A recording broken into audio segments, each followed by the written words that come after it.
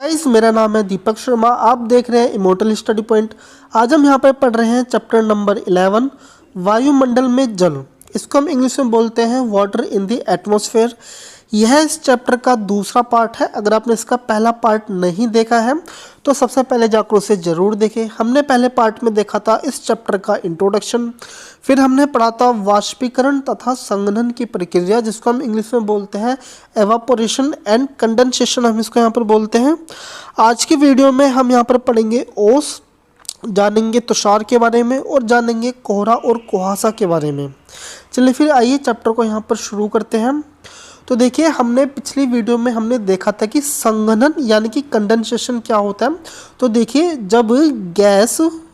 जब लिक्विड या फिर सॉलिड की फॉर्म में जब ये कन्वर्ट होता है, यानी कि जब ये गैस से लिक्विड में कन्वर्ट हो जाए या फिर सॉलिड में कन्वर्ट हो जाए, तो इस पूरे प्रोसेस को हम क्या बोलते हैं? संघनन हम इसको यहाँ पर बोलते हैं, यानी कि कंडेंसेशन बोलते हैं। अब यहाँ पर आप सिर्फ ब्रीफ में आप यहाँ पर जान लीजिए कि यहाँ पर गैस क्या है। देखिए, जब पानी गर्म होता है तो फिर गर्म होने के बाद वो किस में कन्वर्ट हो जाता है? एवापोरेशन की जो प्रक्रिया होती है, जो कि आपने पढ़ी थी एवापोरेशन के अंदर, जब वो जल वाष्प में कन्वर्ट हो जाता है, इसको हम इंग्लिश में क्या बोलते हैं? वाटर वेपर बोलते हैं। तो ये पानी की एक ऐसी अवस्था है जो कि गैस में, ये एटमॉस्फेयर के अंदर ये हमें देखने को मिलती है। जब ये जल वाष्प किसके अंदर कन्वर्ट हो जाए? पानी के अंदर, यानी कि लिक्विड स्टेज में आ जाए, या फिर ये सॉलिड स्टेज के अंदर आ जाए, यानी कि बर्फ के अंदर ये कन्वर्ट हो जाए, तो इस कन्वर्जन की ये जो एक्टिविटी चल रही है, ये जो प्रोसेस चल रहा है, इसको हम क्या बोलते हैं? संघनन हम इसको यहाँ पर बोलते हैं। अब देखिए, यहाँ पर आज हम पढ़ेंगे संघनन के प्रकार के बारे में। तो संघनन देखो 3 प्रकार का होता है। एक होता है ओस, दूसरा होता है तुषार और तीसरा होता है कोहरा एवं कुहासा। चलिए फिर आइए जानते हैं ओस के बारे में। तो देखिए, ओस को हम इंग्लिश में क्या बोलते हैं? हम इसको बोलते हैं ड्यू बोलते हैं। चलिए फिर ओस को जानने से पहले हम यहाँ पर एक शब्द को जान लेते हैं। ये काफ़ी टेक्निकल ये शब्द है। इसको हम क्या बोलते हैं? संघनन केंद्रक। चलिए जानते हैं संघनन केंद्रक ये होते क्या है। धूलिकण जलवाष्प को अवशोषित कर लेता है तथा जलवाष्प के केंद्र में आ जाता है, जिसके कारण इसे संघनन केंद्रक कहा जाता है। देखिए, संघनन केंद्रक होता क्या है? जैसे कि आपके सामने यह एक इमेज है। देखिए, होता क्या है कि हमारे एटमॉस्फेयर के अंदर बहुत सारे डस्ट पार्टिकल्स होते हैं। इस डस्ट पार्टिकल्स के अंदर क्या क्या होता है? महीन रेत हो सकती है, महीन मिट्टी हो सकती है, ठीक है जी। और साथ में इसके अंदर नमक भी पाया जाता है। हमारे एटमॉस्फेयर के अंदर नमक के छोटे छोटे डस्ट पार्टिकल्स के रूप में सॉल्ट हमारे एटमॉस्फेयर के अंदर रहता है। अब देखिए, होता क्या है कि जब ये धूलिकण यानी कि ये जो डस्ट पार्टिकल्स जब हमारे एटमॉस्फेयर के अंदर रहते हैं, तभी अपने आसपास जो वाटर वेपर होता है, उस वाटर वेपर को एब्जॉर्ब करने लग जाते हैं। जैसे कि देखिए, ये जो आपको जो ब्राउन वाला जो पार्ट दिख रहा है, ये है डस्ट पार्टिकल्स है। और वहीं जो आपको ये जो ब्लू रंग में जो आपको देखने को मिल रहे हैं, ये है हमारा पानी, यानी कि ये वाटर ड्रॉपलेट्स हैं, ठीक है। अब ये जो मिट्टी है, ये जो छोटे छोटे जो धूल कण हैं, डस्ट पार्टिकल्स हैं, ये एटमॉस्फेयर के अंदर कुछ इस तरीके से जो वाटर को एब्जॉर्ब करने ये शुरू कर देते हैं। अब देखिए, होता क्या है कि धीरे धीरे करके ये जो आप डस्ट पार्टिकल देख रहे हैं, पूरी तरीके से पानी से घिर जाता है, ठीक है। पानी in the sense liquid form में नहीं, ये गैस फॉर्म में होता है, ठीक है जी। चलिए फिर, अब होता क्या है कि जब ये डस्ट पार्टिकल्स पूरी तरह से चारों तरफ से जब ये पानी से घिर जाता है, तब ऐसी कंडीशन में ये क्या बनाते हैं? इस तरह से यहाँ पर ये बनते हैं, क्लाउड बनते हैं, यानी कि हमारे बादल बनते हैं, ठीक है। अब ये मिट्टी देखो, होता है कि ये डस्ट पार्टिकल्स हैं, जिस तरह से क्लाउड बनाते हैं, ये पानी के बिल्कुल बीचों बीच आ जाते हैं, यानी कि जो हमारा जो वाटर वेपर है, पानी in the sense water vapour, ठीक है। जो हमारा जो वाटर वेपर है, वाटर वेपर के बिल्कुल बीच में आ जाते हैं, केंद्र में आ जाते हैं, और कुछ इस तरीके से पूरा गोला बन जाता है वाटर वेपर का। तो इस वजह से हम इसको यहाँ पर क्या बोलते हैं? हम इसको यहाँ पर बोलते हैं संघनन केंद्रक। इसलिए हम इसको बोलते हैं क्योंकि जो धूलिकण है, जो डस्ट पार्टिकल्स है, ये बिल्कुल इसके सेंटर में रहता है, ठीक है, जिसकी वजह से हम इसको संघनन केंद्रक बोलते हैं। अगर आपसे शॉर्ट क्वेश्चन में आपसे पूछा जाए कि भाई संघनन केंद्रक होते क्या, तो आप कह सकते हो कि जो डस्ट पार्टिकल्स होते हैं, डस्ट पार्टिकल्स को हम क्या बोलते हैं? संघनन केंद्रक बोलते हैं। चलिए फिर आइए, अब हम यहाँ पर जानते हैं ओस के बारे में कि आर्द्रता किस तरह से ओस के अंदर कन्वर्ट होती है। देखिए, जब तो फिर मैं आपको पहले बता दूं कि आर्द्रता क्या होती है। आर्द्रता होती है हमारी ह्यूमिडिटी, ठीक है। अब ह्यूमिडिटी क्या होती है, देखिए जो हमारे एटमॉस्फेयर के अंदर जो वाटर वेपर है ना, इस वाटर वेपर को ही हम क्या बोलते हैं, आर्द्रता बोलते हैं, या फिर हम इसको क्या बोलते हैं, ह्यूमिडिटी बोलते हैं इंग्लिश के अंदर। चलिए फिर आगे बढ़ते हैं। जब आर्द्रता धरातल के ऊपर हवा में संघनन केंद्रकों पर संघनित न होकर ठोस वस्तुओं पर पानी की बूंदों के रूप में जमा होती है, तब उसे ओस कहते हैं। देखिए ओस होता क्या है, देखिए ओस पढ़ने के लिए सबसे पहले हमारी जो ज़मीन होती है, जो धरातल होता है, वो कैसा होना चाहिए, ठंडा होना चाहिए, ठीक है। और हवा के अंदर जो आर्द्रता होनी चाहिए, जो ह्यूमिडिटी होनी चाहिए, वो काफ़ी अच्छी खासी मात्रा में होनी चाहिए। किस मात्रा में होनी चाहिए कि वो सैचुरेटेड हो, यानी कि हवा के अंदर 100% क्या होनी चाहिए, वो पूरी तरह से फुलफिल होना चाहिए। किससे, आर्द्रता से, यानी कि ह्यूमिडिटी से पूरी तरह से फुलफिल होना चाहिए। अब देखिए होता क्या, ओस पड़ती कैसे, देखिए हमारी ज़मीन कैसे होनी चाहिए, ठंडी होनी चाहिए। हवा के अंदर जो आर्द्रता है, जो ह्यूमिडिटी है, वो भी पूरी तरह से फुलफिल है। जब ये हवा जब इस ज़मीन के कांटेक्ट में आती है, तो कांटेक्ट में आते ही जो हमारी जो गैस है, ठीक है, हमारी जो गैस है, कौन सी गैस है, water vapour. Water vapour convert हो जाती है किसके अंदर, लिक्विड के अंदर, ठीक है। तो जैसे ही ये गैस लिक्विड के अंदर कन्वर्ट हो जाती है, तो वैसे ही ज़मीन के ऊपर आपको छोटी छोटी पानी की बूंदें देखने को मिलती हैं। ये छोटी छोटी पानी की बूंदें ही क्या होती है, हमारी ओस होती है, ठीक है। जैसे कि मैं आपको एक इमेज दिखा देता हूँ, और आपने वैसे ओस को देखा भी होगा, आपने इस तरह की ड्रॉपलेट्स देखी होंगी, ठीक है जी। अब देखिए जैसे कि आपको जो छोटी छोटी ये जो ड्रॉपलेट्स दिख रही हैं, इन्हीं को ही हम क्या बोलते हैं, इन्हीं को ही हम क्या बोलते हैं, ओस बोलते हैं हम इसको यहाँ पर। और ओस पढ़ने की जो शर्तें हैं, वो शर्तें कौन कौन सी है कि सबसे पहले ज़मीन कैसी होनी चाहिए, ठंडी होनी चाहिए, और हवा के अंदर जो आर्द्रता होनी चाहिए, जो ह्यूमिडिटी होनी चाहिए, वो पूरी तरह से फुलफिल होनी चाहिए, ठीक है। अगर हवा पूरी तरह से सैचुरेटेड नहीं होगी, तो फिर इस तरह का आपको कन्वर्जन भी नहीं देखने को मिलेगा। किस तरह का कन्वर्जन, यानी कि जब गैस किसके अंदर कन्वर्ट हो रही है, लिक्विड फॉर्म के अंदर कन्वर्ट हो रही है। तो अगर हम वैज्ञानिक रूप में, साइंटिफिक वे में अगर हम समझे कि भाई ओस क्या है, तो सिंपल सी बात है कि जब गैस किस फॉर्म में कन्वर्ट हो जाए, लिक्विड फॉर्म में कन्वर्ट हो जाए, तब इसको और इस तरह की ड्रॉपलेट्स आपको देखने को मिले, तो इसी को हम क्या बोलते हैं, ओस बोलते हैं। चलिए फिर आगे बढ़ते हैं। चलिए फिर यहाँ पर हम जानते हैं कि ओस बनने की उपयुक्त अवस्थाएं कौन सी हैं। अगर देखिए, अगर इनमें से एक भी अगर फैक्ट नहीं होगा तो ओस नहीं पड़ेगी, ठीक है। तो फैक्ट हम जान लेते हैं। क्या पहला फैक्ट हमारा कि भाई इसके लिए साफ आकाश होना चाहिए। अब इसमें साफ आकाश का मतलब क्या है, देखिए होता क्या है, ये मान के चलिए हमारा धरातल है, और यहाँ से हमारे सोलर रेडिएशन हमें इस धरातल पर मिल रही है, ठीक है जी। अब देखिए होता क्या है कि दिन के समय हमारी जो अर्थ होती है, हमारा जो पृथ्वी का ये जो सरफेस, ये जो आप लैंड सरफेस देख रहे हैं, ये जितना गर्म हो सकता है, यानी कि जितनी एनर्जी को ये स्टोर कर सकता है, उतना ये एनर्जी को स्टोर कर लेता है। लेकिन जैसे ही रात का समय आता है, तो रात के समय में जो हमारी पृथ्वी होती है, वो हीट को रिलीज़ करना शुरू कर देती है, ठीक है। इसके पास जो दिन के समय जो एनर्जी जो स्टोर थी, वो रात के समय इसको क्या कर देता है, रिलीज़ करना शुरू कर देता है, ठीक है। अब देखिए मैंने आपको कहा था कि ओस पढ़ने के लिए हमारी ज़मीन कैसी होनी चाहिए, ठंडी होनी चाहिए। अगर सोचिए कि अगर साफ आकाश ना हो, साफ आकाश इन द सेंस कि मान के चलिए आकाश के अंदर आपको बहुत सारे बादलों की अगर परतें देखने को मिलेगी, यानी कि बहुत सारे आपको क्लाउड्स देखने को मिलेंगे, तो होगा क्या कि हमारी जो धरातल है, हमारा जो लैंड सरफेस है, वो कैसा रहेगा, वो इंसुलेटेड होगा, यानी कि वो अंदर से कैसा होगा, गर्म होगा, ठीक है। और आपको मालूम है कि अगर हमारी धरातल गर्म होगा, तो ऐसी कंडीशन में हमें ओस नहीं देखने को मिलेगी। तो ओस देखने के लिए धरातल का ठंडा होना बहुत ज़रूरी है, ठीक है। अब ठंडे होने के लिए क्या चाहिए, बिल्कुल साफ आकाश चाहिए, यानी कि आकाश के अंदर किसी भी तरह के बादल नहीं होंगे। जब आकाश के अंदर किसी भी तरह के बादल नहीं होंगे, तो जो दिन के समय हमारे जो धरातल ने, लैंड सरफेस ने जो एनर्जी को स्टोर कर रखा है, वो रात के समय पूरी तरह से रिलीज़ कर देगा, रात के समय पूरी तरह से रिलीज कर देगा, जिसकी वजह से हमारा ये जो धरातल है वो कैसा हो जाएगा, ठंडा हो जाएगा। ठीक है, तो फिर सैचुरेटेड जो एयर है, ठीक है, जब वो इस तरह के ठंडे सरफेस पे जब वो आएगी तभी क्या बनेगा, ओस की स्थिति उत्पन्न होगी। चलिए फिर आगे जानते हैं। फिर हमें क्या चाहिए, हमें चाहिए शांत हवा। अभी शांत हवा का मतलब क्या है, देखिए जैसे कि मैंने अभी आपको कहा कि ओस पढ़ने के लिए कुछ कंडीशन चाहिए, उनमें से एक कंडीशन कैसी चाहिए कि हवा के अंदर जो ह्यूमिडिटी होनी चाहिए वो पूरी तरह से क्या होनी चाहिए, फुलफिल होनी चाहिए, यानी कि वो हवा पूरी तरीके से आर्द्रता से भरी होनी चाहिए।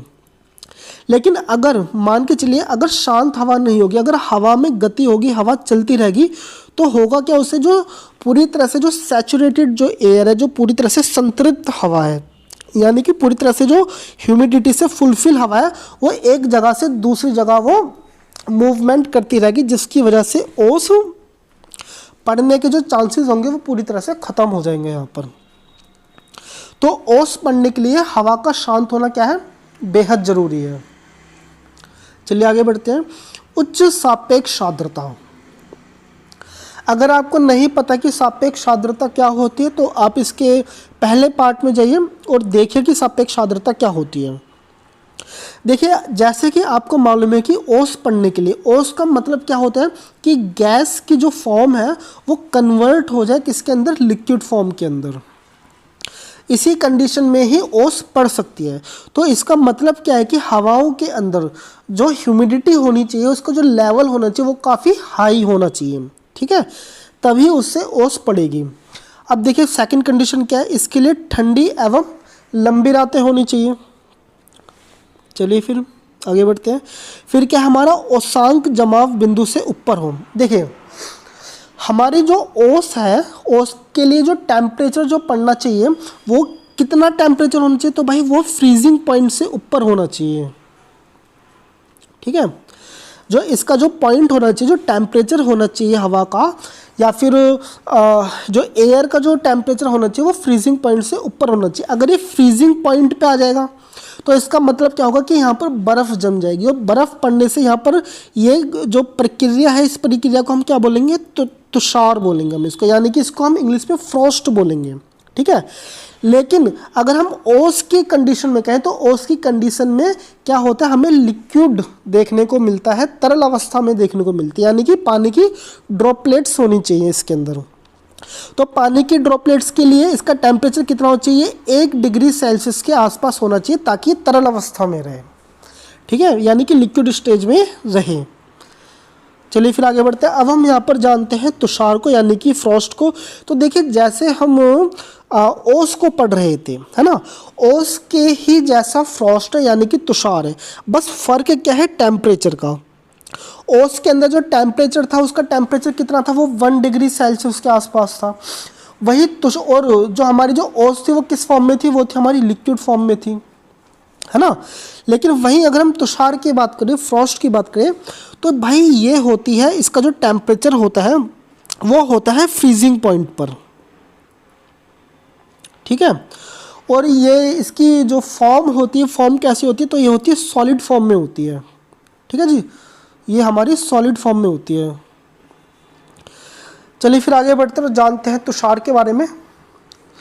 तुषार ठंडी सतह के ऊपर होता है। तो देखिए रही बात अगर हम ड्यू की बात करें, यानी कि अगर हम ओस की बात करें या फिर हम यहाँ पर तुषार की बात करें, तो देखिए दोनों ही कंडीशन में हमारा जो लैंड सरफेस होता है वो कैसा होना चाहिए, वो हमारा ठंडा ही होना चाहिए, वो हमारा कोल्ड ही होना चाहिए। ठीक है, चलिए फिर आगे बढ़ते हैं।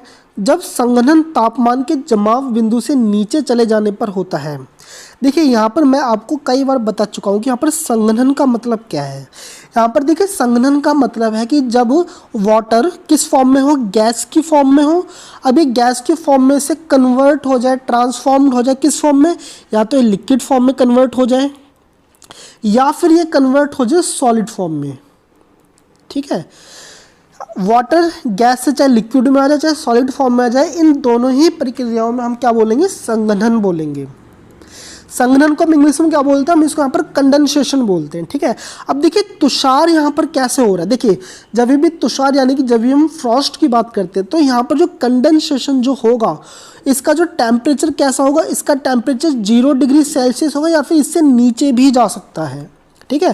क्योंकि आपको पता है कि 0 डिग्री सेल्सियस के टेम्परेचर पे ही पानी जमता है, ठीक है। तो फिर संघनन की जो प्रक्रिया होती है इसमें जो टेम्परेचर कहाँ चला जाता है, 0 डिग्री से नीचे चला जाता है, जिसकी वजह से यहाँ पर क्या जमती है, बर्फ़ यहाँ पर जम जाती है। और इन बर्फ़ के टुकड़ों को ही हम क्या बोलते हैं, तुषार यानी कि फ्रोस्ट हम इसको यहाँ पर बोलते हैं।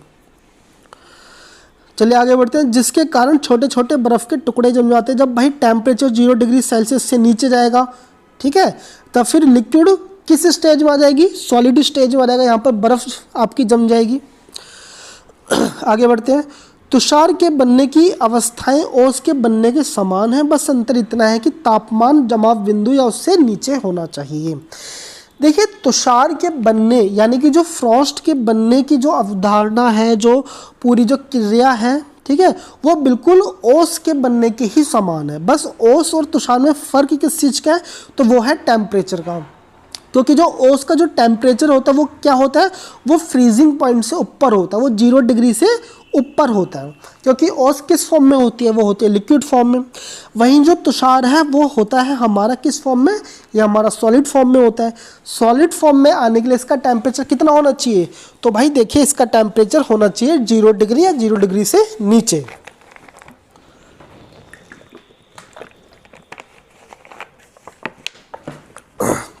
तो फिर आपको यहाँ पर समझ में आ गया होगा, मैं आपसे उम्मीद करता हूँ कि तुषार किस तरह से ये काम करता है, किस तरह से यहाँ पर ये बनता है, आपको यहाँ पर समझ में आ गया होगा। चलिए फिर आगे बढ़ते हैं। अब हम यहाँ पर जानते हैं कोहरा एवं कुहासा को, जिसको हम इंग्लिश में क्या बोलते हैं, फॉग एंड मिस्ट हम इसको यहाँ पर बोलते हैं। चलिए फिर जानते हैं कि कोहरा किसे बोलते हैं। जब बहुत अधिक मात्रा में जलवाष्प से भरी हुई हवा संघनित होकर नीचे की तरफ आती है, तब छोटे छोटे धूल कणों के ऊपर ही संघनन की प्रक्रिया शुरू हो जाती है। देखिए यहाँ पे जैसे कि अभी आपने ओस के बारे में पढ़ा है ना, तो ओस के बारे में क्या था कि जो हमारी जो हवा है जो पूरी तरह से किससे भरी पड़ी है, पूरी तरह से ह्यूमिडिटी से भरी पड़ी है। और जब ये हवा जब ज़मीन के धरातल के कांटेक्ट में आते हैं, ज़मीन कह लीजिए, धरातल बोल लीजिए, या फिर इंग्लिश में आप इसको लैंडस्केप या फिर कुछ भी आप यहाँ पर बोल सकते हैं। जब ये धरातल के कांटेक्ट में जब ये आता है तो कांटेक्ट में आने के बाद यहाँ पे कंडेंसेशन शुरू होता है। लेकिन जो कोहरा है, कोहरा इससे थोड़ा सा आपका अलग है। कोहरे के अंदर क्या होता है कि मान के चलिए यहाँ पर ये हवा है, ठीक है, इस हवा के अंदर क्या है, ह्यूमिडिटी, ठीक है, इस हवा के अंदर क्या है, ह्यूमिडिटी। अब देखिए क्या है कि जब ये हवा जब नीचे की तरफ उतरती है तो नीचे की तरफ उतरने से पहले ये ज़मीन के कांटेक्ट में नहीं आ पाती, मतलब कि ज़मीन के कांटेक्ट में आने से पहले ही जो हवाओं के अंदर जो बहुत सारे क्या होते हैं, धूल होते हैं, कण होते हैं, छोटे छोटे जो मिट्टी के कण होते हैं, जो यानी कि जो हमारे जो डस्ट पार्टिकल्स होते हैं, ये डस्ट पार्टिकल्स के कांटेक्ट में आ जाते हैं, जिसकी वजह से संघनन की प्रक्रिया शुरू हो जाती है। फिर से सुनिए, जब हम ओस की बात करते तो ओस के अंदर जो हवाएं थी किससे भरी हुई थी, वो ह्यूमिडिटी से फुलफिल थी। वो ह्यूमिडिटी से भरी हुई हवाएं जब वो धरातल के कांटेक्ट में आ रही थी, उनके कांटेक्ट में आने से क्या शुरू हो रहा था, संघनन यानी कि कंडेंसेशन की एक्टिविटी यहाँ पे शुरू हो रही थी। लेकिन कोहरे में अलग है, कोहरे में जो हवाएं हैं ये धरातल के कांटेक्ट में नहीं आ रही हैं, बल्कि धरातल से पहले जो एटमॉस्फेयर के अंदर जो डस्ट पार्टिकल्स होते हैं ना, इन डस्ट पार्टिकल्स के कांटेक्ट में आते ही ये क्या हो जा रही है, संघनन हो जा रही है। यानी कि कंडेंसेशन की जो एक्टिविटी है वो यहाँ पे पहले से ही हो जा रही है, ठीक है। तो फिर से आप ध्यान दीजिए कि जो कोहरा के अंदर जो हवाएं हैं ना, वो धरातल के कांटेक्ट में नहीं आएंगी। किसके कांटेक्ट में आ जाएंगी, पहले डस्ट पार्टिकल्स के कांटेक्ट्स में आ जाएंगी, जिसकी वजह से हमारी संघनन की प्रक्रिया, कंडेंसेशन की एक्टिविटी यहाँ पे शुरू हो जाएगी। चलिए अब आगे बढ़ते हैं। इसलिए कोहरा एक बादल है जिसका आधार सतह से बहुत नज़दीक है। देखिए अभी हम यहाँ पर पहले हम यहाँ पर बात कर रहे थे कि जो संघनन जो केंद्रक होते हैं डस्ट पार्टिकल्स, वो किस तरह से वाटर को एब्जॉर्ब कर लेते हैं, ठीक ठीक है, वाटर वेपर को एब्जॉर्ब कर लेते हैं, और वो किस तरह से बादल बनाते हैं।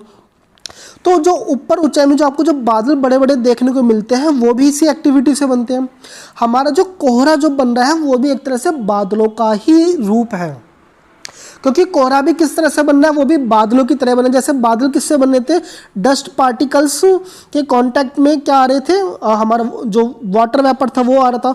अब वो वाटर वेपर की एक्टिविटी से हमारे बादल बन रहे थे।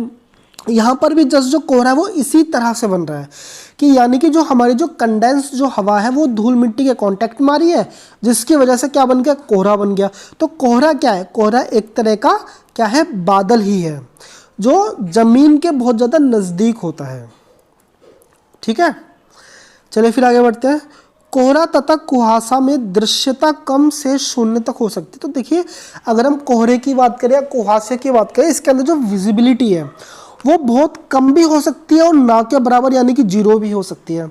जैसे कि अभी तो फिलहाल इतना कोहरा कुहासा तो अब दिल्ली में देखने को नहीं मिलता, लेकिन आज से 10 साल पहले और 15 साल पहले की बात करें तो कोहरा बहुत ज़्यादा मात्रा में देखने को मिल जाता था, जिसके अंदर विजिबिलिटी बहुत ज़्यादा कम होती है। अगर आप पहाड़ों में जाओगे तो वहाँ पर कोहरा इतना ज़्यादा मात्रा में मिलता है कि आप 10 मीटर भी नहीं देख सकते वहाँ पर। तो चलिए फिर आगे बढ़ते हैं। नगरों तथा औद्योगिक केंद्रों में धुएं की अत्यधिक मात्रा होने के कारण केंद्रकों की मात्रा अत्यधिक होती है, जिसके कारण इन जगहों पर कोहरे तथा कुहासे अधिक सरलता से बनते हैं। देखिए, अगर हम यहाँ पर कोहरे या कुहासे की बात करें तो सबसे ज़्यादा आपको किन जगहों पर देखने को मिलते हैं, जहाँ पर औद्योगिक केंद्र यानी कि जहाँ पर काफ़ी सारी इंडस्ट्री देखने को मिल जाए, मैन्युफैक्चरिंग इंडस्ट्री देखने को मिल जाए, या फिर हमारी सिटी यानी कि जो हमारे जो नगर है वहाँ पर देखने को मिलते हैं। क्यों? क्योंकि देखिए, कोहरे कहाँ पे बनेंगे, जहाँ पर डस्ट पार्टिकल्स बहुत ज़्यादा मात्रा में होंगे, और हमारे दिल्ली जैसे शहरों में पॉल्यूशन की तो कोई कमी होती नहीं है। ठीक है, तो फिर जो आपको जो कोहरा देखने को मिलता है वो एक्चुअली में वो कभी कोहरा होता भी नहीं है, वो क्या होता है, वो पॉल्यूशन होता है वो सारा के सारा। तो फिर देखा जाए तो हमारे दिल्ली शहर में फिर किसी भी शहर की बात ले लो, यहाँ पर कोहरा या कुहासा अत्यधिक मात्रा में क्यों देखने को मिलता है, क्योंकि यहाँ पर जो धुआं है, जो पॉल्यूशन है और जो डस्ट पार्टिकल्स है वो काफ़ी ज़्यादा मात्रा में देखने को मिलते हैं। तो जहाँ पर डस्ट पार्टिकल्स ज़्यादा होंगे, धुएँ ज़्यादा होंगे, तो वहाँ पर आपको कोहरा और कुहासा आपको दोनों ही देखने को वहाँ पर आसानी से मिल जाएगा।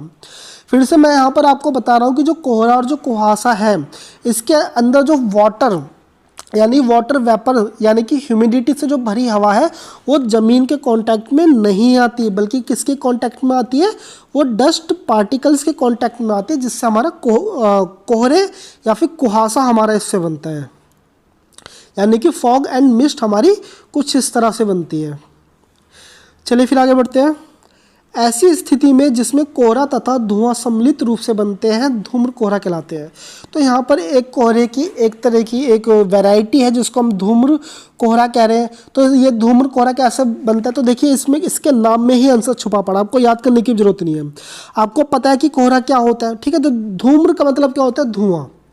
जहाँ पर कोहरा धुएं के संपर्क में आ जाता है तो हम इसको क्या बोलते हैं, धूम्र कोहरा बोलते हैं हम इसे। तो इसमें कुछ ऐसा याद करने जैसा कुछ है नहीं। चलिए फिर अब हम यहाँ पर जानते हैं कि कोहरे एवं कुहासे में डिफरेंस क्या होता है, अंतर क्या होता है। कुहासे में कोहरे की अपेक्षा अधिक नमी होती है। अगर हम कुहासे की बात करें तो इसके अंदर नमी, इसके अंदर ह्यूमिडिटी की मात्रा ज़्यादा होती है, किसके कंपैरिजन में, कोहरे के कंपैरिजन में। यानी कि जो कोहरा होता है वो थोड़ा सा ड्राई होता है। ठीक है, और जो हमारे जो कुहासे के अंदर ह्यूमिडिटी अच्छी खासी मात्रा में हमें यहाँ पर देखने को मिल जाती है। चलिए फिर आगे बढ़ते हैं। कुहासा पहाड़ों पर अत्यधिक पाया जाता है क्योंकि ऊपर उड़ती हुई हवा गर्म ढालों पर ठंडी सतहों के संपर्क में आती है। देखिए यहाँ पर क्या है कि जो कुहासा हमें पहाड़ों पर किस लिए देखने को मिलता है, क्योंकि देखिए जैसे कि आपको मालूम है कि पहाड़ों के ढाल कैसे होते हैं, पहाड़ों के ढाल हमारे कुछ ऐसे होते हैं। ठीक है, अब देखिए नीचे की तरफ होती है गर्म हवा। अब गर्म हवा इन दोनों ढालों का सहारा लेकर के ऊपर की तरफ हमारी उठना शुरू कर देती है।